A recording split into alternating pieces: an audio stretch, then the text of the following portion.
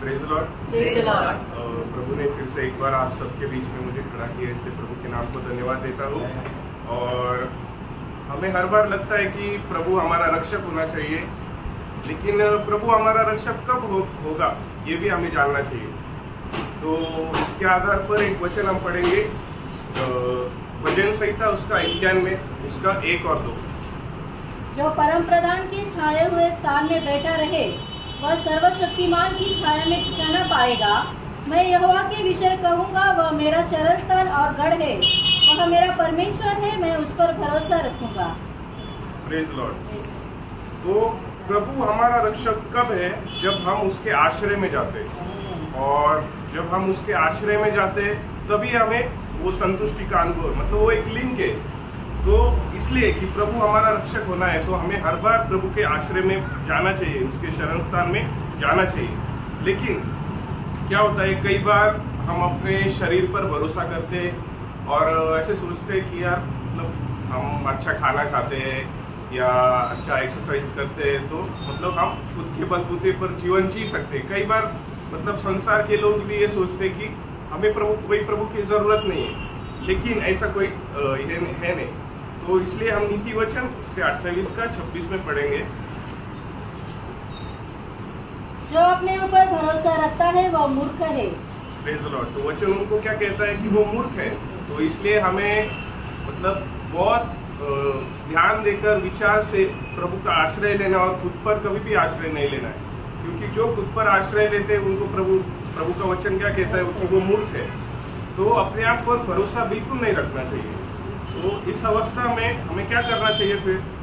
तो उसके लिए हम एक वचन पढ़ेंगे, नीति वचन उसका 3 अध्याय उसका 5 वचन। तो अपनी समझ का सहारा न लेना, वरन संपूर्ण मन से यहोवा पर भरोसा रखना। Praise the Lord. तो अपने मन पर कभी भी अपना सहारा नहीं लेना है, कभी भी अपने आप में कभी भी हमें आश्रय नहीं करना है। तो प्रभु में आश्रय करना है, प्रभु के मतलब अपनी समझ का सहारा नहीं लेना है, लेकिन प्रभु में हमें आश्रय लेना है। तो हम कुछ लोगों के बारे में आज देखेंगे जिनको प्रभु ने संतुष्टि के अनुभव में रखा था, लेकिन शैतान की चतुराई के कारण वो संतुष्टि के अनुभव से गिर गए। तो इसके लिए हम पढ़ेंगे उत्पत्ति उसका 3 अध्याय और उसका 1 से लेकर 7 तक। यहोवा परमेश्वर ने जितने बनेले पशु बनाए थे उन सब में सर्प धूर्त था। उसने स्त्री से कहा, क्या सच है कि परमेश्वर ने कहा कि तुम इस वाटिका के किसी वृक्ष का फल न खाना? स्त्री ने सर्प से कहा, इस वाटिका के वृक्ष के फल हम खा सकते हैं, पर जो वृक्ष वाटिका के बीच में है उसके फल के विषय में परमेश्वर ने कहा है कि न तो तुम उसको खाना और न उसे छूना, नहीं तो मर जाओगे।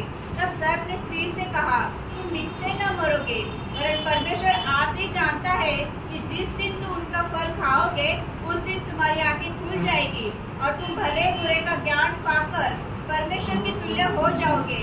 अतः जब स्त्री ने देखा कि उस वृक्ष का फल खाने के लिए अच्छा और देखने में मनभाऊ और बुद्धि देने के लिए चाहने योग्य भी है, तब उसने उससे ये तोड़कर खाया और अपने पति को भी खिलाया और उसने भी खाया। तब उन दोनों की आंखें खुल गई और उनको मालूम हुआ कि वे नंगे हैं, इसलिए उन्होंने अंजीर के पत्ते जोड़ कर लंगोट बना लिए।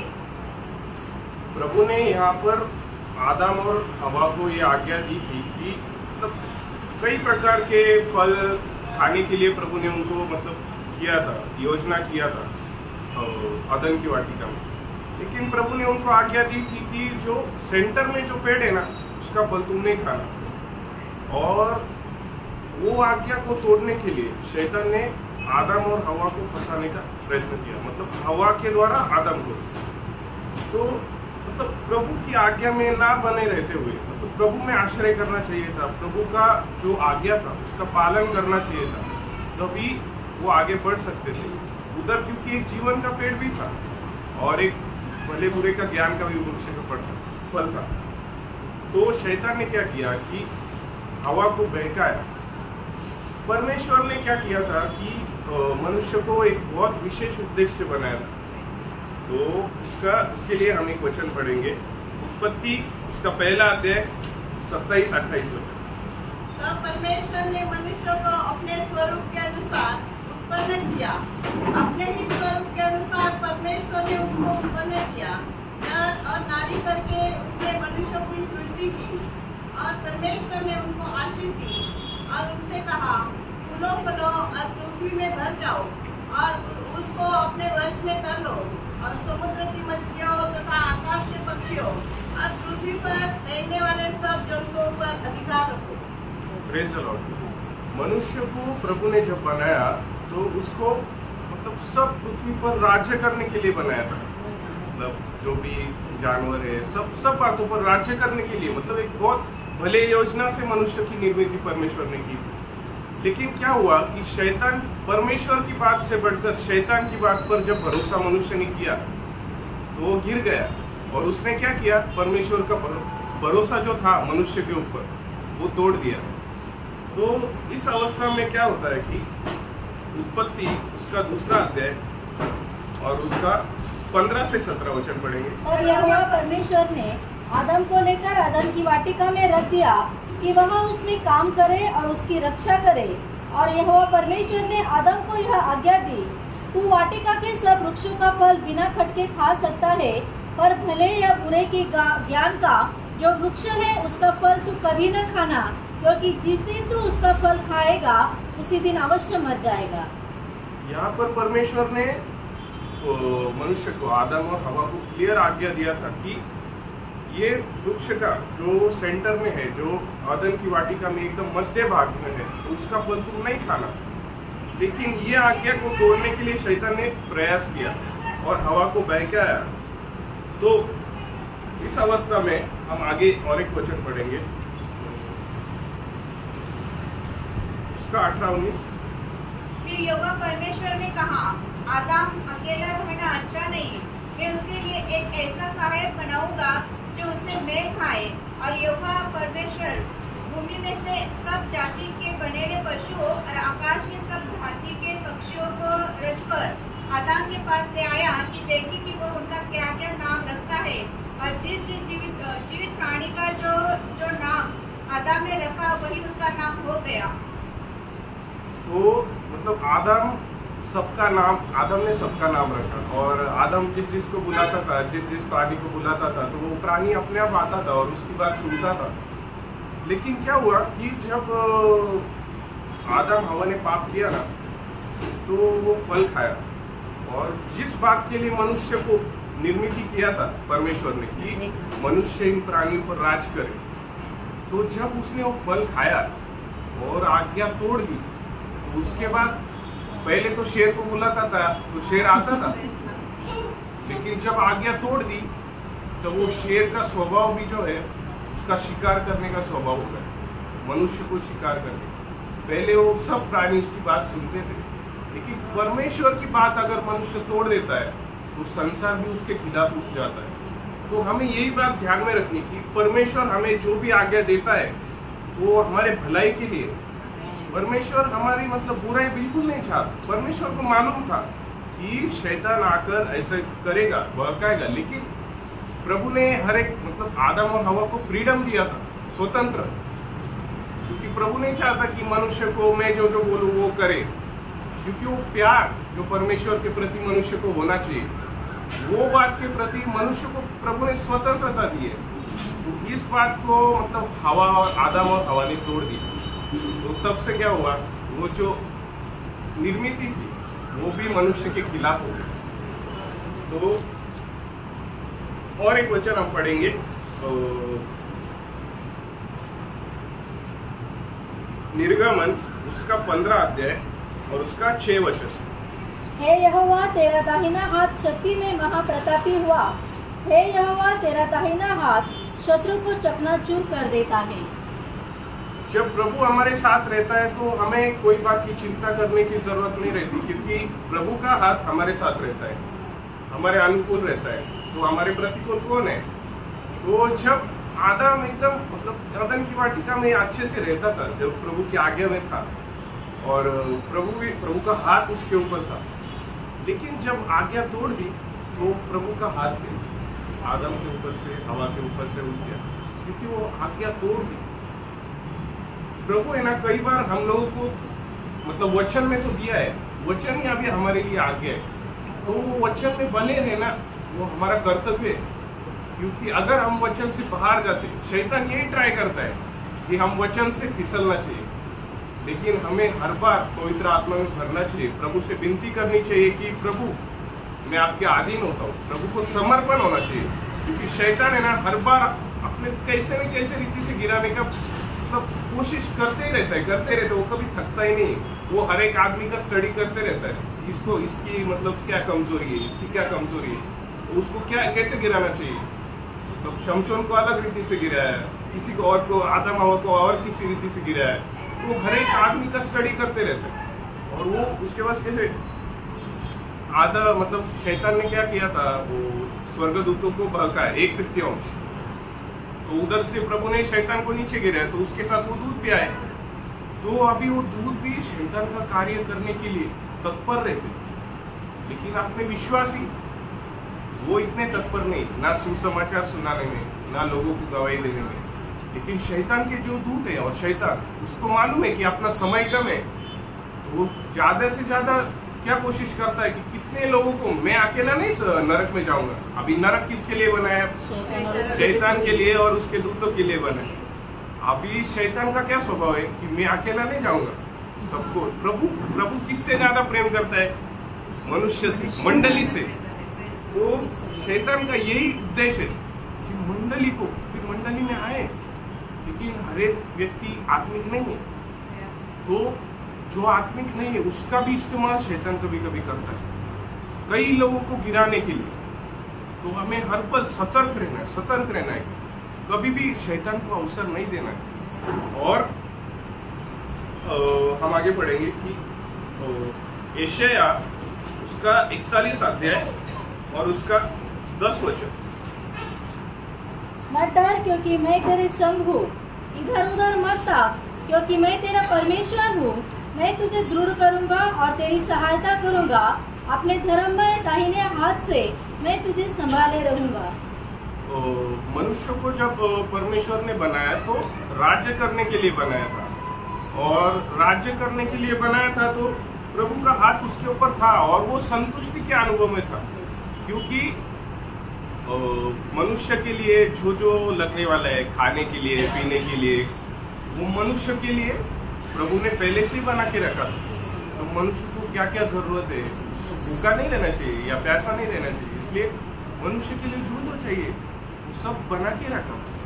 लेकिन क्या हुआ, वो संतुष्टि के अनुभव में मनुष्य था तभी, आदम हवा संतुष्टि के अनुभव में थे, लेकिन शैतान भी उनको देख रहा था। ऐसे नहीं कि शैतान भूल गया या शैतान दूर है, ऐसे नहीं, शैतान हमारे पास ही रहता है, वो हमें हर पल देखते रहता है। तो वो देख रहा था कि यार ये लोग बहुत संतुष्ट है, बहुत आनंदी है, प्रभु ने इनको बनाया है, नहीं क्या। तो उसको बहुत जलन हुई, तो उसने एक बार मतलब हर बार तो वो हवा को मिलते रहेगा और उसको फुसलाते रहेगा, उससे अच्छी दोस्ती की हवा से। और बराबर उसने चांस जब आया तो अभी हवा वो पेड़ के पास कैसे गई, इतना ही बड़ा एदेन बाग है, बराबर वो पेड़ के पास गई, और बराबर शैतान उधर ही था, और वो भले बुरे का ज्ञान का वृक्ष उधर ही था। उसने क्या किया, डायरेक्टली हवा को अप्रोच नहीं किया कि हवा को ये ऐसे ऐसे कर। उसने परमेश्वर ने जो आज्ञा दी थी, परमेश्वर ने जो वचन दिया था, तो उसको उसके आगे जाके मतलब बोला कि तुम लोग परमेश्वर के जैसे हो जाओ। परमेश्वर नहीं चाहता तुम उसके जैसे हो जाओ, ऐसे उनको बताया, मतलब झूठ मिलाकर। परमेश्वर ने जो बताया वो सत्य है, परमेश्वर सत्य है, लेकिन शैतान ने क्या किया, परमेश्वर की बात से बढ़कर मनुष्य को यकीन दिलाता है शैतान। वही हवा के बारे में किया। परमेश्वर ने उनको कहा था कि एदन की वाटिका में वो वृक्ष है, उसका फल तुम नहीं खाना, क्योंकि बाकी के फल है, बाकी के पेड़ है, वो क्या कम है क्या। संतुष्टि के अनुभव में प्रभु ने रखा था इंसान को, लेकिन वो संतुष्टि के अनुभव से उसको कैसे गिराना है वो शैतान का काम था। तो ऐसे ही और एक जन के बारे में हम देखेंगे, पहले राजा उसका 3 अध्याय और उसका 3-4 वचन। सुलेमान यहोवा से प्रेम रखता था और अपने पिता दाऊद की विधियों पर चलता तो रहा, परंतु वह ऊंचे स्थानों पर भी बलि चढ़ाया और धूप जलाना करता था। और राजा गिबोन को बलि चढ़ाने गया, क्योंकि मुख्य ऊंचा स्थान वही था। तब वहाँ की वेदी पर सुलेमान ने 1000 होम बलि चढ़ाई। अभी आदम हवा की केस में हमने क्या देखा कि वो लोग गिर गए, वो लोग संतुष्टि के अनुभव में थे, लेकिन क्या हुआ, जो मसीह में या प्रभु में जो संतुष्टि थी ना, वो बात से लेकर शैतान ने क्या किया, बाहरी बातों की ओर, संतुष्टि का अनुभव की ओर मनुष्य को लेके गया। तो प्रभु में संतुष्ट है, लेकिन बाहरी बातों मतलब शरीर की अभिलाषा, आंखों की अभिलाषा, जीविका का वो शैतान की हथियार है। तो प्रभु की जो संतुष्टि है, प्रभु का जो टारगेट है, प्रभु का गोल है, उससे हटाकर संसार में या शरीर की अभिलाषाओं में शैतान लेके जाने का प्रयत्न करता। वही केस में यहाँ पर क्या हुआ, सुलेमान, वापस एक बार पढ़ेंगे वचन। सुलेमान यहोवा से प्रेम रखता था और अपने पिता दाऊद की विधियों पर चलता तो रहा, परंतु वह ऊंचे स्थानों पर भी बलि चढ़ाया और धूप जलाया करता था। तो प्रियो, हम एक बात देखते हैं कि सुलेमान का जो पिता दाऊद था वो प्रभु का बहुत प्रिय था, और उसको जो पुत्र हुआ सुलेमान, उससे भी प्रभु बहुत प्रेम करता था। और इसलिए प्रभु ने मंदिर बनाने के लिए भी दाऊद को नहीं, लेकिन सुलेमान को नियुक्त किया। दाऊद ने बहुत लहू बहाया था, बहुत लड़ाइयाँ की थी, और दाऊद के राज्य में शांति नहीं थी, लेकिन सुलेमान को प्रभु ने चुना था मंदिर बनाने के लिए। और सुलेमान को हर प्रकार, हर डायरेक्शन से प्रभु ने शांति दी थी, ना उसके दुश्मन थे ना कोई था। तो उस अवस्था में प्रभु ने क्या किया था, प्रभु ने सुलेमान को दर्शन दिया था और सुलेमान को कहा था कि जैसे तेरा पिता दाऊद मेरी विधियों पर चलता था। वापस एक बार पढ़ेंगे उसका 5 वचन। गिबोन में यहोवा ने रात को स्वप्न के द्वारा सुलेमान को दर्शन देकर कहा, जो कुछ तू चाहे कि मैं तुझे दूं वह मांग। सुलेमान ने कहा, तू अपने दास मेरे पिता दाऊद पर बड़ी करुणा करता रहा, क्योंकि वह अपने को तेरे सम्मुख जानकर तेरे साथ सच्चाई और धर्म और मन की सिलाई से चलता रहा। और उसने यहाँ तक उस पर करुणा की थी कि उसे उसकी गद्दी पर विराजने वाला एक पुत्र दिया है, जैसा कि आज वर्तमान। और 9 तक पढ़ेंगे। और अब हे मेरे परमेश्वर यहोवा, तूने अपने दास को मेरे पिता दाऊद के स्थान पर राजा किया है, परंतु मैं छोटा लड़का सा हूँ, जो भीतर बाहर आना जाना नहीं जानता।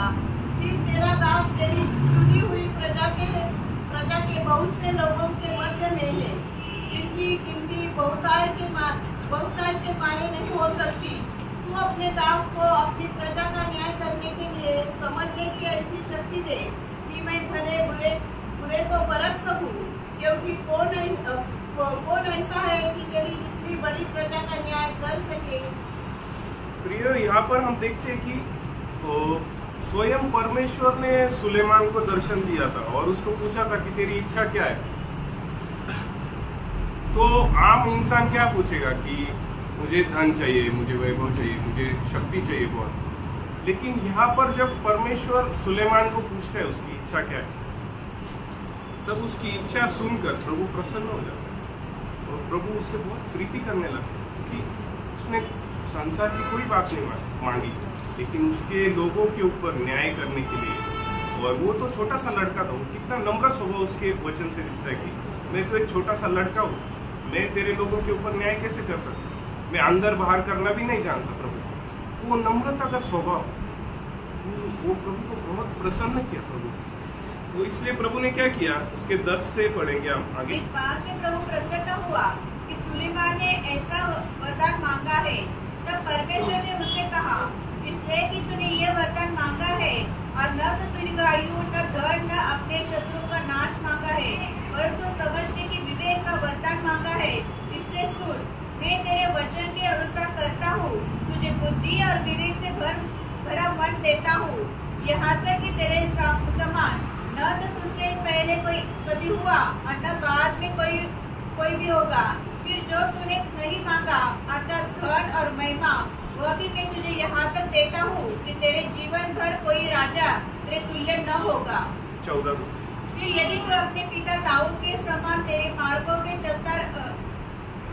मार्गों पे चलता हुआ मेरी विधियों और आज्ञाओं को मानता रहेगा, तो मैं तेरी आयु को बढ़ाऊंगा। Praise the Lord।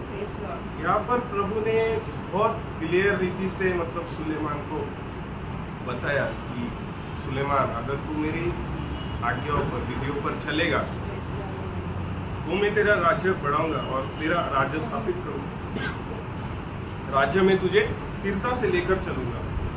लेकिन क्या हुआ, हम आगे जब देखते हैं, सुलेमान बहुत अच्छी रीति से चल रहा था, बहुत अच्छी रीति से न्याय भी करता था। लेकिन क्या हुआ, तो उसके लिए हम पढ़ेंगे पहला राजा उसका 9 अध्याय और उसका 8 अध्याय उसका 22-23। शल्मुनाने इस्रायलाच्या सर्व मंडळी देखत परमेश्वराच्या वेदीसमोर उभे राहून आकाशाकडे हात पसरले। तो म्हणाला, हे परमेश्वरा, इस्रायलाच्या देवा, वर आकाशांत खाली पृथ्वीवर तुझ्या समान कोणी देव नाही, जे तुझे सेवक जीवे भावे तुझ्या समोर वर्ततात, त्यांच्याशी तू आपल्या करारानुसार व दयेने वर्ततोस। हिंदी में उसका 23 पढ़ेंगे। हे इस्राएल के परमेश्वर, तेरे समान न तो ऊपर स्वर्ग में और न नीचे पृथ्वी पर कोई ईश्वर है। तेरे जो दास अपने संपूर्ण मन से अपने को तेरे सम्मुख जानकर चलते हैं, उनके लिए तो अपनी वाचा पूरी करता है और करुणा करता रहता है। सुलेमान को प्रभु ने जब दर्शन दिया, उसके बाद जब सुलेमान ये प्रभु से प्रार्थना करता है और प्रभु के प्रति मतलब जो मन, उसका जो दिल था, वो नम्रता का स्वभाव था उसके अंदर, एक नम्रता का स्वभाव, एक आधीन होने का, प्रभु का आश्रय लेकर चलने का। वो कभी ऐसे नहीं सोचता था, लेकिन क्या करता था कि प्रभु का आश्रय लेकर जो राज्य भी करता था, तो राज्य अपनी बुद्धि से करता था क्या? नहीं, प्रभु ने जो उसको बुद्धि दी थी ना, वो बुद्धि के बलबूते पर वो राज्य करता था, क्योंकि उसने प्रभु से वो मांग के लिया कि तेरे लोगों पर मैं कैसे राज करूं। आगे अभी हम देखते हैं कि सुलेमान को प्रभु का दर्शन हुआ और सुलेमान को बहुत आशीष दी प्रभु ने और उसको बुद्धि दी अच्छी रीति से न्याय करने की। सुलेमान बहुत अच्छी रीति से न्याय करता था। फिर हमने पढ़ा कि सुलेमान ने प्रभु से प्रार्थना की। फिर क्या हुआ आगे, उसका 9 अध्याय 1 से 3। जब सुलेमान यहोवा के भवन और राजभवन को बना चुका और जो कुछ उसने करना चाहा था उसे कर चुका, तब यहोवा ने जैसे गिबोन में उसको दर्शन दिया था, वैसे ही दूसरी बार भी उसे दर्शन दिया। यहोवा ने उससे कहा, जो प्रार्थना गिड़गिड़ाहट के साथ तूने मुझसे की है, उसको मैंने सुना है। यह जो भवन तूने बनाया है, उसमें मैंने अपना नाम सदा के लिए रखकर उसे पवित्र किया है और मेरी आंखें और मेरा मन नित्य वहीं लगे रहेंगे। सुलेमान को दर्शन होने के बाद सुलेमान को जब प्रभु ने बोला था कि तू मेरे लिए मंदिर बना, और सुलेमान ने वो मंदिर बनाया और इतने अच्छे रीति से बनाया कि मतलब वैसे मंदिर था नहीं, क्योंकि वो बुद्धि किसने मतलब बुद्धि जो दी थी, तो जो मतलब रिसोर्सेस उसके लिए लगने वाले थे, उसके पिता दाऊद ने पहले से ही इकट्ठा करके रखे थे और प्रभु की महिमा के लिए वो बनाया था मंदिर। और जब हम देखते हैं कि सुलेमान प्रभु की आज्ञा में चलता था, तो सुलेमान ने प्रभु के लिए मंदिर बनाया, ऐसा विचार तो किसी के दिल में भी नहीं आया था। दाऊद के दिल में आया था, लेकिन दाऊद को प्रभु ने क्या बोला, नहीं तू नहीं बनाएगा, तेरा पुत्र बनाएगा। फिर उसके बाद सुलेमान प्रभु से प्रार्थना भी इतनी अच्छी रीति से करता है, उसका दिल वो प्रार्थना में दिखता है कि वो कितना नम्र स्वभाव का है, उसका आश्रय प्रभु में कितना है। वो अपने मतलब एक इंसान सोचेगा कि अभी प्रभु मैं इतना बुद्धिमान हूँ, घमंड होने का अवसर होता है उसके लिए, लेकिन नहीं, तभी प्रभु से प्रार्थना करते हैं, प्रभु मैं तेरे आश्रय। वो स्वभाव तो प्रभु से जो पाया वो पाया, लेकिन वो उसका इस्तेमाल खुद के लिए नहीं या खुद के बढ़ाई के लिए नहीं, लेकिन प्रभु के महिमा के लिए, प्रभु के महिमा के लिए, प्रभु के लिए वो मंदिर बनाना था उसके लिए। तो अभी सुलेमान ने यहाँ पर प्रार्थना भी की, मंदिर भी बनाया।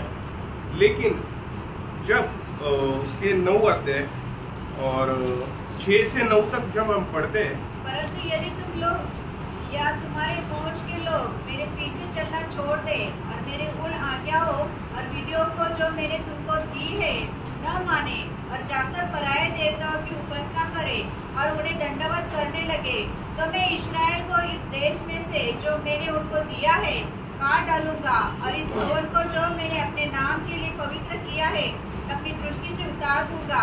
और सब देशों के लोगों में इस्राएल की उपमा की दी जाएगी और उनका दृष्टांत चलेगा। और यह भवन जो ऊंचे पर रहेगा, जो कोई इसके पास होकर चलेगा वह चकित होगा और ताली बजाएगा और वे पूछेंगे, यहोवा ने इस देश और इस भवन के साथ ऐसा किया है। तब लोग कहेंगे, उन्होंने अपने परमेश्वर यहोवा को जो उनके पुरखाओं को मिस्र देश से निकाल लाया था, तजे पराये देवताओं को छोड़ पकड़ लिया और उनको दंडवत की और उनकी उपासना की। इस कारण यहोवा ने ये सब विपत्ति उन पर डाल दी। सुलेमान बहुत अच्छा राजा था और उसने प्रार्थना भी बहुत अच्छे से की, प्रभु के लिए मंदिर भी बनाया। लेकिन प्रभु यहाँ पर सुलेमान को एक ताकीद देता है, वार्निंग, कि अगर तू मेरे मार्ग से हट जाएगा तो, या ये इस्राएल लोग मेरे मार्ग से हट जाएंगे तो, आदि में अंत जानने वाले परमेश्वर को मालूम है कि ये मनुष्य क्या कर सकता है, ये क्या कर सकता है। तो प्रभु पहले ही हमें कई बार आत्मा में वो बताता है सुधारने के लिए, या कई बार आत्मा में हमें बताता है कि ये बात से हमें दूर रहना चाहिए, ये बात हमें नहीं करनी चाहिए। यहाँ पर प्रभु ने एक वार्निंग सुलेमान को दी थी कि वापस हम पढ़ेंगे कि 6-7 वचन, परंतु यदि तुम लोग या तुम्हारे वंश के लोग मेरे पीछे चलना छोड़ दे और मेरी उन आज्ञाओं और विधियों को जो मैंने तुमको दी है न माने और जाकर पराये देवताओं की उपासना करे और उन्हें दंडवत करने लगे, तो मैं इस्राएल को इस देश में से जो मैंने उनको दिया है काट डालूंगा और इस भवन को जो मैंने अपने नाम के लिए पवित्र किया है अपनी दृष्टि से उतार दूंगा। और सब देशों के लोगों में इस्राएल की उपासना इस्राएल की उपमा दी जाएगी और उनका दृष्टांत चलेगा। यहाँ पर प्रभु ने सुलेमान को जब बताया था कि ऐसे मतलब जो अगर ये हुआ तो उसके कॉन्सिक्वेंस क्या हो सकता है, अगर ये कॉज है उसका इफेक्ट क्या हो सकता है। तो सुलेमान इतना बुद्धिमान था, सुलेमान को बुद्धि प्रभु ने दी थी, लेकिन उसको ये नहीं समझा कि अगर मतलब ये क्लियर वार्निंग थी। अभी हम देखने जा रहे हैं कि उसने क्या किया। पहले राजा उसका 11 अध्याय और उसका 1 से 6। परंतु राजा सुलेमान फिरौन की बेटी और बहुत सी विजातीय स्त्रियों से जो मोआबी, अम्मोनी, अदोनी, सिदोनी और हित्ती थी प्रीति करने लगा। वे उन जातियों की थी जिनके विषय में यहोवा ने इस्राएलियों से कहा था, तो उनके मध्य में न जाना और न वे तुम्हारे मध्य में आने पाए। वे तुम्हारे मन अपने देवताओं की ओर निसंदेह फेरेंगी। उन्हीं की प्रीति से सुलेमान विक्त हो गया। उसने 700 रानियां और 300 रखिलियां हो गई थी और उसकी इन स्त्रियों ने उसका मन बहका दिया। अतः जब सुलेमान बूढ़ा हुआ तब उसकी स्त्रियों ने उसका मन पराये देवताओं की ओर बहका दिया और उसका मन अपने पिता दाऊद के समान अपने परमेश्वर यहोवा पर पूरी रीति से न रहा। सुलेमान तो सिदोनियों की अस्तोरेत नामक देवी और अम्मोनियों के मिल्कोम नामक घृणित देवता के पीछे चला। इस प्रकार सुलेमान ने वह किया जो यहोवा की दृष्टि में बुरा है और यहोवा के पीछे अपने पिता दाऊद के समान पूरी रीति से न चला। उन दिनों में सुलेमान ने यरूशलेम के सामने के पहाड़ पर मोआबियों के कमोश नाम घृणित देवताओं के लिए और अम्मोनियों के मोलेक नामक घृणित देवताओं के लिए एक ऊंचा स्थान बनाया और अपनी सब विजातीय स्त्रियों के लिए भी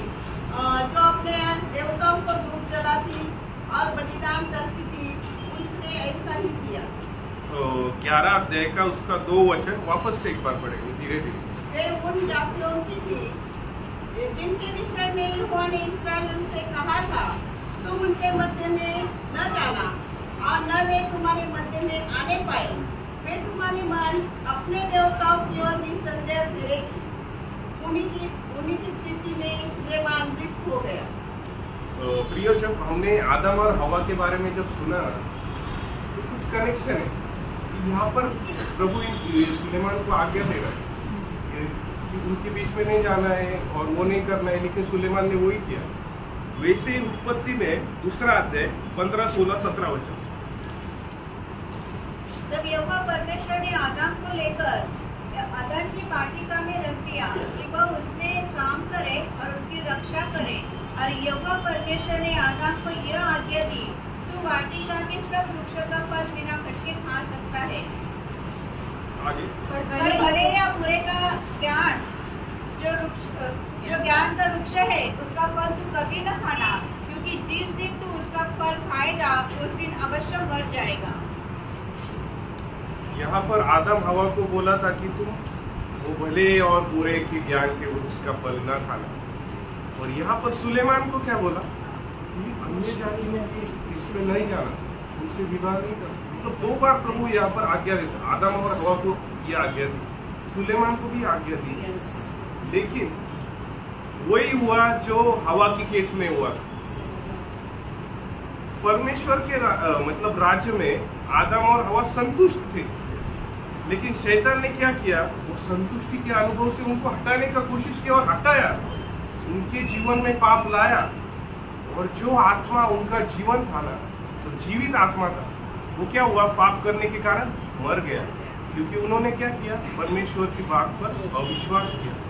यहाँ पर भी क्या हुआ, सुलेमान ने क्या किया, सुलेमान को सब बातें प्रभु ने दी, सब बातें कभी किसी राजा को नहीं मिली होगी, उतनी बुद्धि सुलेमान को दी थी, लेकिन वो प्रभु के राज्य में संतुष्ट भी था। संतुष्टि के अनुभव में सुलेमान को प्रभु ने रखा था, जैसे आदम और हवा को रखा था, संतुष्टि के अनुभव में रखा था। सुलेमान को भी संतुष्टि के अनुभव में रखा था। पृथ्वी पर ऐसा कौन सा भी राजा उस टाइम पे नहीं था तो इतना संतुष्टि के अनुभव में था। लेकिन क्या हुआ, वापस वही, जैसे आदम और हवा को बहकाया वैसे ही सुलेमान को भी बहकाया। लेकिन यहाँ पर कैसे बहकाया, उसका आगे हम पढ़ेंगे। वापस से क्या किया उसने, पतन कैसे हुआ उसका 3 से लेकर 7 से वापस। उसके साथ सब प्राणियां और 300 रखैलियां हो गई थी, और उनकी इन स्त्रियों ने उसका मन बहका दिया। अतः जब सुलेमान बूढ़ा हुआ तब उसकी स्त्रियों ने उसका मन पराये देवता की ओर बहका दिया, और उसका मन अपने पिता दाऊद के समान अपने परमेश्वर यहोवा पर पूरी रीति से लगा न रहा। क्या सुलेमान ने पहले मूर्ति पूजा की थी? नहीं की थी। वो प्रभु का भय मानकर चलता था, वो प्रभु का प्रिय था, और इसलिए प्रभु ने उससे प्रसन्न होकर उसको इतनी बुद्धि दी थी, उसका राज्य इतना अच्छे से किया था। और फिर भी बाद में भी जब मतलब वो रानियां उसके जीवन में आने से पहले भी वो मूर्ति पूजा नहीं करता था, इतना ये नहीं था। लेकिन पाप के लिए जब एक द्वार खोलता है, शैतान क्या करता है, वो आदमी डायरेक्टली पाप में नहीं फंसता है। शैतान का एक प्रोसीजर है, वो बहुत होशियार है, वो डायरेक्टली उसको मालूम है अब ये बुद्धिमान है, और ये बुद्धि किसने दी है, इसको फंसाना इतना आसान है क्या? शैतान आदम के पास आया क्या? हवा के पास आया। मार्ग, द्वार, शैतान डायरेक्टली सुलेमान को मूर्ति पूजा करने के लिए नहीं ये कर सकता था, इसलिए उसने क्या किया, उसके जीवन में ऐसे रानियां, अन्य जातियां भेजती, अन्य जाति की रानियां। अभी उसको जरूरत थी क्या? प्रभु ने उसको संतुष्ट किया था, अगर ठीक है, अगर उसको जरूरत भी थी तो अपनी जाति के कम थे क्या? लेकिन प्रभु ने क्या किया था, उसको वार्निंग पहले दिया था, हमने पढ़ा वचन, लेकिन वो वचन का अविश्वास सुलेमान ने किया, वचन का अविश्वास। प्रभु ने जो आज्ञा दी थी ये नहीं करना, ये नहीं करना, लेकिन मनुष्य क्या करता है, वो ही करने का प्रयास करता है।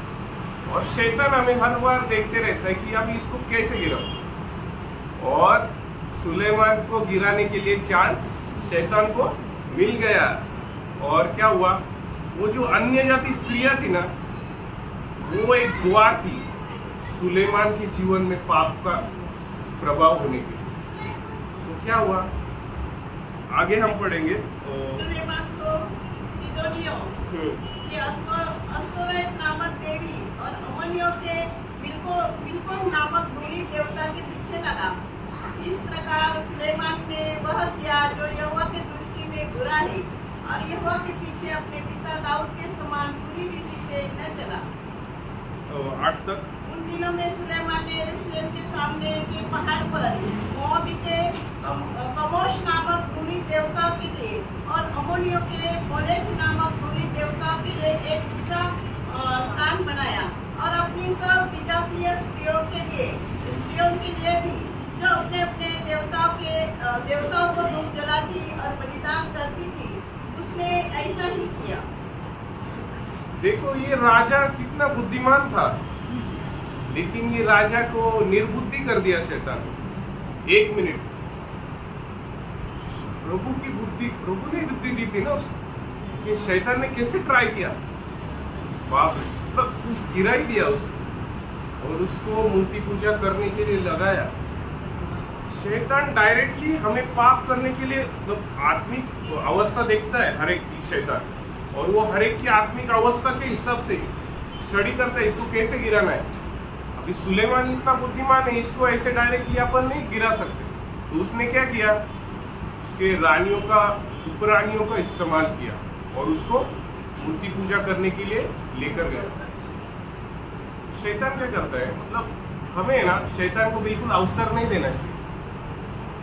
शैतान तो फिराक में रहता ही है कि इंसान को कैसे गिराना है, इसकी आत्मिक जीवन को कैसे तोड़ना है, उसके लिए शैतान रुका हुआ ही है। लेकिन हमें प्रयास करना है, प्रभु के अधीन होना है, प्रभु को समर्पण करके हमारा जीवन व्यतीत करना है, क्योंकि शैतान हमारे लिए शिकार करने के लिए हर पल तैयार रहता है। और हमें भी नहीं पता रहता है कि अभी सुलेमान को पता था क्या कि मैं पाप करूंगा, मूर्ति पूजा करूंगा, उसने अवसर दिया, उसको लगा नहीं मैं तो सिर्फ शादी कर रहा हूँ ना अन्य जाति की स्त्रियों से। लेकिन क्या उसको व्यवस्था मालूम नहीं थी, प्रभु की मालूम थी, उसको प्रभु ने पहले वार्निंग भी दी थी, लेकिन वो वार्निंग को भी भूल गया। हम एक वचन पढ़ेंगे, इफिसियों उसका 4 अध्याय और उसका 27 वचन। और मैं शैतान को अवसर दूं। शैतान को अवसर ना दो, शैतान को अवसर ना दो, क्योंकि शैतान हमें गिराने के लिए या एक मसीह व्यक्ति को गिराने के लिए हर पल तैयार रहता है। और वो कैसे गिराएगा वो हमको भी नहीं पता चलेगा, क्योंकि क्या होता है कि कई बार हम अनजाने में क्या करते हैं कि शैतान के लिए द्वार खोल देते। जैसे क्या हुआ था कि काइन को प्रभु ने क्या बोला था कि पाप द्वार पर खड़ा है, उसकी लालसा तेरी और है, उसे अवसर। लेकिन क्या हुआ, उसने सुना क्या प्रभु की बात? नहीं सुना उसने। इससे क्या होता है हमारे जीवन में ना, हमको ऐसे लगता है कि मैं अभी बहुत आत्मिक व्यक्ति हूँ, मैं बहुत प्रार्थना करता हूँ, मैं बहुत प्रभु के समीप हूँ, प्रभु मेरे से बहुत प्रेम करता है, तो शैतान मेरा कुछ नहीं कर सकता। लेकिन शैतान फिराक नहीं रहता कि हर मसीह व्यक्ति या प्रभु के जो पास आना चाहता है ना, उसको गिराने के लिए शैतान, योग की दृष्टि, तो योग की ओर दृष्टि शैतान ने की। तो प्रभु ने पूछा, क्या तूने मेरे दास योग को देखा? वैसे हर एक व्यक्ति, मसीह व्यक्ति हो, आत्मिक जीवन में जो बढ़ना चाहता है, तो उसको गिराने के लिए शैतान हर पल प्रयास करते रहते। तो हमें क्या करना है, सतर्क रहना है कि शैतान की ये युक्तियों में नहीं आना है। हमें भी प्रभु ने होशियारी दी है, लेकिन वो होशियारी पर निर्भर नहीं रहना। स्वर्ग का जो ज्ञान है, संसार का ज्ञान नहीं, जो होशियारी है वो स्वर्ग की होशियारी। प्रभु ने जो हमें ज्ञान दिया है वो ज्ञान में हमें बने रहना है, प्रभु का आश्रय हर बार करना है। जैसे पहले वचन में हमने क्या पढ़ा था कि वापस एक बार पढ़ेंगे, भजन संहिता उसका 91 उसका 1 और 2। जो परम प्रधान की छाया हुए स्थान में बैठा रहे, वह सर्वशक्तिमान की छाया में ठिकाना पाएगा। मैं यहोवा के विषय कहूँगा, वह मेरा शरण स्थान और गढ़ है, वह मेरा परमेश्वर है, मैं उस पर भरोसा रखूंगा। आमीन। जब प्रभु हमारा रक्षक होना है तो हमें क्या करना है? प्रभु का आश्रय लेना है। और जब प्रभु का आश्रय लेते तो ऑटोमेटिकली हम वो संतुष्टि के अनुभव में आ जाते हैं। हमें अपने आप प्रयास करने का बिल्कुल जरूरत नहीं है। हमारा काम क्या है कि प्रभु का आश्रय लेना, प्रभु के शरण स्थान में आना, क्योंकि वो हमारा पिता है और उसे मालूम है कि हमारी जरूरतें क्या है। जैसे आदम हवा के बारे में उसको मालूम था कि इनको क्या क्या लगेगा, खाने के लिए लगेगा, पीने के लिए लगेगा, तो प्रभु ने उनके लिए प्रबंध हर बात का करके रखा था। इसी प्रकार प्रभु आज हमारा पिता है, तो उसे मालूम है कि हमारी जरूरतें क्या क्या है। हम प्रार्थना विनती तो करते हैं लेकिन प्रभु को मालूम है क्योंकि वो हमारा पिता है। तो हमें हमारा एक ही कर्तव्य है कि प्रभु का आश्रय करना। और शैतान का क्या काम है कि प्रभु में जो हम आश्रय कर रहे हैं ना, वो बात से लेकर हमें संसार की बातों में आश्रय ले, कि संसार का ज्ञान, संसार की बुद्धि, वो बात पे शैतान लेके जाने की प्रयास करता है।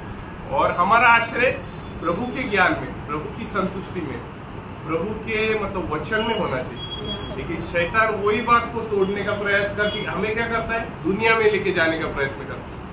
क्योंकि वो हमें आत्मिक अवस्था में हरा सकता है क्या? नहीं हरा सकता। इसलिए वो क्या करता है? हमें शरीर में ले जाने का प्रयत्न करता है हर बार, क्योंकि वो शरीर में हमें हरा सकता है। वो आत्मिक अवस्था में जब हम रहते, जब हम प्रभु के साथ रहते, प्रभु के आश्रय में जब रहते, तभी उसको बहुत मतलब हार्ड होता है। लेकिन जब है ना, हम सुलेमान ने कैसा संधि दिया और अन्य जाति की स्त्रियों से विवाह कर लिया, उसने एक चांस दिया। जैसे कभी भी हमें ना अनजाने में बहुत बार शैतान को चांस दे देते हैं, और शैतान क्या करता है? फिर हमें गिराने का प्रयास करता है। हम एक और वचन पढ़ेंगे, याकूब उसका पहला अध्याय और उसका 14-15 वचन। परंतु प्रत्येक व्यक्ति अपनी ही अभिलाषा से खींचकर और फंसकर परीक्षा में पड़ता है। फिर अभिलाषा गर्भवती होकर पाप को जनती है, और पाप जब बढ़ जाता है तो मृत्यु को उत्पन्न करता है। परंतु प्रत्येक व्यक्ति अपनी ही अभिलाषा से खींचकर फंसकर परीक्षा में पड़ता है।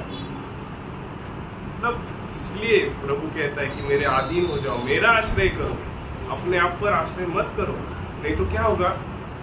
शैतान को बहुत इजी होता है। मतलब मनुष्य अगर मतलब सपोज रास्ते पर चल रहे तो एक पिता अपने बेटे को लेकर चल रहा है और वहां पे बहुत सारे कुत्ते, तो पिता जब उसका हाथ पकड़ के चलता है तो वो निर्दोष चलता है, उसको कोई टेंशन नहीं, कोई बात का टेंशन नहीं है, क्योंकि उसको पता है कि अपना पिता अपने साथ है। लेकिन जब वो अकेले रास्ते पर निकलता है और वो अवस्था में जब 3-4 कुत्ते रहते तो उसके दिल में वो भय रहता है। तो वैसे ही ना हमें भी अपने पिता है तो ये ध्यान में रखना है कि शारीरिक पिता तो है, लेकिन प्रभु ने हमें मसीह का जो पिता है वही हमारा भी पिता है। तो हमें ये बात हर पल ध्यान में रखने की मेरा एक पिता है, उसे मेरा ध्यान है, वो मेरा हर पल ख्याल करता है, वो मेरा रक्षक है। बस मेरा काम क्या है? उसका आश्रय करना, और उसने जो मुझे दिया है ना उस बात पर संतुष्ट रहना। अपने बुद्धि पर जो बात मैं पा सकता हूँ वो बात पर संतुष्टि नहीं करना, यही बात प्रभु को नहीं चाहिए बिल्कुल। इसलिए प्रभु हर बार पहले ही हमें वार्निंग देता है कि बेटा ये बात में नहीं जाना, बेटा ये नहीं करना, बेटा ये नहीं देखना, बेटा यहाँ पर नहीं बैठना। तो तभी हमें सुनना है। कई बार हम क्या कर देते हैं कि नहीं यार ये तो सबकॉन्शियस माइंड होगा मेरा, ये आत्मा नहीं होगा। तो हम क्या करते हैं? निग्लेक्ट कर देते हैं और सुनते नहीं और फंस जाते हैं और पाप करके बैठ जाते हैं। तो गलती किसकी है? हमारी है। प्रभु ने हमें इंटीमेशन दिया था पहले कि ये हो सकता है, लेकिन हमने क्या किया? प्रभु का वचन का, तब वो अवस्था में हम क्या करते हैं? प्रभु के वचन का अविश्वास करते हैं। जैसे हवा ने भी, आदम हवा ने किया, जैसे सुलेमान ने किया। तो ऐसे ही कंडीशन में हम भी कई बार प्रभु ने जो हमें बताया, प्रभु कई बार आत्मा में हमें कई बात बताता है, लेकिन हम क्या करते हैं? प्रभु की बात पर अविश्वास करते हैं। तो प्रियो, सच्चा जो संतुष्टि का अनुभव है वो इस संसार में है क्या? नहीं। इस संसार में नहीं। तो सच्चा संतुष्टि का अनुभव एक मसीह व्यक्ति के लिए कहाँ पर है? प्रभु की उपस्थिति में। प्रभु की उपस्थिति या मसीह में है। प्रभु पिता ने हमें मसीह में रखा है और उसने हमें संतुष्टि के अनुभव में रखा है। लेकिन शैतान क्या करता है? वो संतुष्टि के अनुभव से हमें बाहर करने के लिए, हमें तोड़ने के लिए, इसको कैसे वो संतुष्टि के अनुभव से बाहर निकल, तो वो क्या करता है? संसार की बातें, शरीर की अभिलाषा, आंखों की अभिलाषा, जीविका का घमंड, ये बार बार हमारे सामने लाते रहता है। तो वो अवस्था में क्या होता है? जो व्यक्ति आत्मा में, वो जो व्यक्ति आत्मिक है, वो क्या हो जाता है? शारीरिक बन जाता है, शरीर में आ जाता है और क्या करता है? अपने ही अभिलाषा में फंसकर पाप को जाते हैं। तो वैसे ही जब हम शरीर की अभिलाषा में जाते तो पाप करके बैठते और प्रभु का अविश्वास करते। लेकिन हम ये बात नहीं सोचते कि ये बात से प्रभु को दुख होता है। ये जो बातें पुराने नियम में हुई, वो बातें हमें दृष्टांत के रूप से प्रभु ने दी। तो अभी इतना बुद्धिमान राजा वो भी फंस गया, आदम हवा भी फंस गए। ऐसे कितने लोग हैं पुराने नियम में, वो फंस गए। तो ये जो लोग है, ये हमारे लिए प्रभु ने दृष्टांत के रूप से रखे।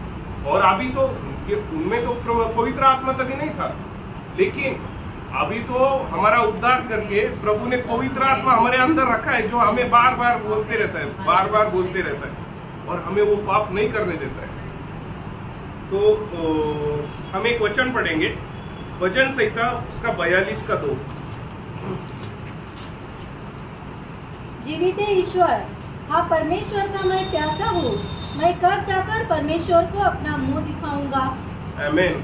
यहाँ पर लेखक क्या कहता है? जीवित परमेश्वर का मैं प्यासा हूँ। और एक वचन हम पढ़ेंगे, यूहन्ना उसका 4 अध्याय और उसका 13-14 पद। यीशु ने उसको उत्तर दिया, जो कोई यह जल पिएगा वह फिर प्यासा होगा, परंतु जो कोई उस जल में से पिएगा जो मैं उसे दूंगा, वह फिर अनंत काल तक प्यासा न होगा, वरन जो जल मैं उसे दूंगा वह उसमें ऐसा एक सोता बन जाएगा जो अनंत जीवन के लिए उमड़ता रहेगा। Praise the Lord. प्रभु जो देता है ना, वो संतुष्टि का अनुभव अनंत काल के लिए, वो हमें क्या प्रदान करता है? अनंत जीवन प्रदान करता है। जैसे शमरोनी स्त्री को प्रभु ने दिया, उसको लगा कि प्रभु मुझे जल कैसे देगा, लेकिन प्रभु कौन से जल के बारे में बात कर रहा था वो उसको नहीं समझा था।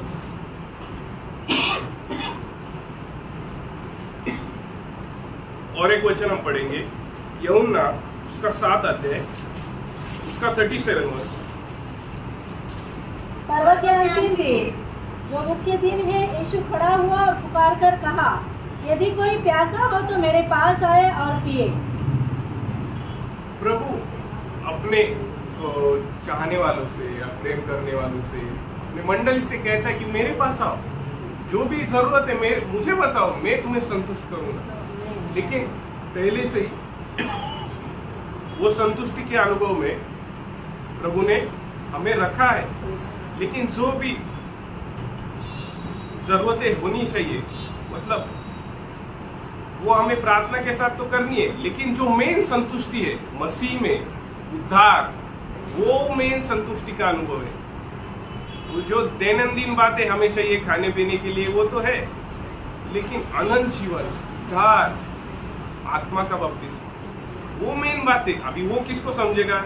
जो आत्मिक है, जो संसार का व्यक्ति, उसके लिए खाना पीना, घर, गाड़ी, बंगला, वो संतुष्टि का अनुभव है। लेकिन एक मसीह व्यक्ति के लिए संतुष्टि का अनुभव कब है? नहीं, मेरे प्रभु ने मेरा उद्धार किया, मेरा आत्मा को बचाया, मुझे वो नरक से बचाया, वो मेरे लिए आया, पृथ्वी पर आया, मेरे लिए वो लहू पर आया और मेरे लिए गाड़ा गया, तीसरे दिन जी उठा और अभी भी पिता से मेरे लिए अभी भी विनती करता है। क्योंकि क्या होता है ना, ये संसार में अब जीते हैं ना, कई बार मतलब अपन एक व्हाइट शर्ट सुबह पहनकर निकलेंगे ना, तो जब वापस आते हैं ना, तो हम कितना भी ट्राई करें, नहीं ये गंदा नहीं करना है, लेकिन जब वापस आएंगे ना घर पे, जब देखेंगे उसका कॉलर तो देखेंगे ना, तो गंदा हो ही जाता है वो। वैसे ही ना हमें, मतलब हम बहुत ट्राई करते हैं कि नहीं प्रभु के भय में रहना है, प्रभु के भय में रहना है, लेकिन हम कई बार पाप कर बैठते हैं, हो जाता है, अनजाने में हो जाता है। और जो पाप नहीं करता है वो क्या है? झूठा है। जो कहता है कि मैं पाप नहीं करता वो झूठा है। लेकिन कई बार हमारे जीवन में पाप आ जाते हैं अनजाने में, तो हमें क्या करना है? मन फिरना है, प्रभु के पास वापस आना है, प्रभु से क्षमा मांगना है और वापस वो आश्रय, शरण स्थान और वो संतुष्टि के अनुभव में वापस आना है। क्योंकि वो बाउंड्री से बाहर अगर गए तो शैतान शिकार करेगा, लेकिन हमें प्रभु के आश्रय में बने रहना है, तभी प्रभु हमें हमारा रक्षण करता है, हमें संभालता है। इसलिए हमें रोज मन फिरना है, रोज मन फिरना है। जैसे हम रोज नहाते हैं, ऐसे रोज हमारा प्राण का उद्धार होते रहना चाहिए। It is a process, it is a cycle, continuous cycle. तो वो होना ही है।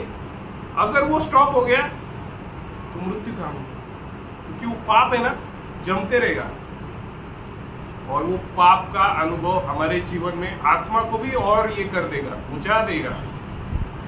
वो हमें यही बात को ध्यान में रखकर कि हमें प्रभु में आश्रय करना है। हमारा संतुष्टि कहाँ पर होना चाहिए?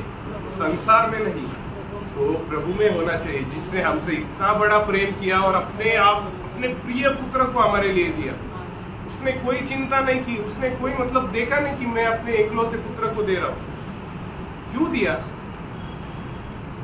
हमारे भाई ने कल बोला, ब्रदर पॉल ने, कि प्रभु यीशु मसीह को वो क्रूस पर 3 किलो ने जकड़ के रखा था क्या? उनमें वो सामर्थ है क्या कि सृष्टिकर्ता को जकड़ के रखे? नहीं है, उनमें सामर्थ वो नहीं है। लेकिन मंडली के प्रति जो प्रेम है ना, अगर मैं इनको नहीं बचाऊंगा तो ये लोग कहाँ पे जाएंगे? नरक में जाएंगे। वो प्रेम, इस बात के लिए प्रभु आया, और वो किलो से नहीं, वो हमारे प्रेम के खातिर वो क्रूस पर लड़ा। हमने गलत विचार किया, इसलिए प्रभु के इस पे दिमाग में वो मतलब कांटे का मुकुट रखा गया, उसको जोर से ठोका।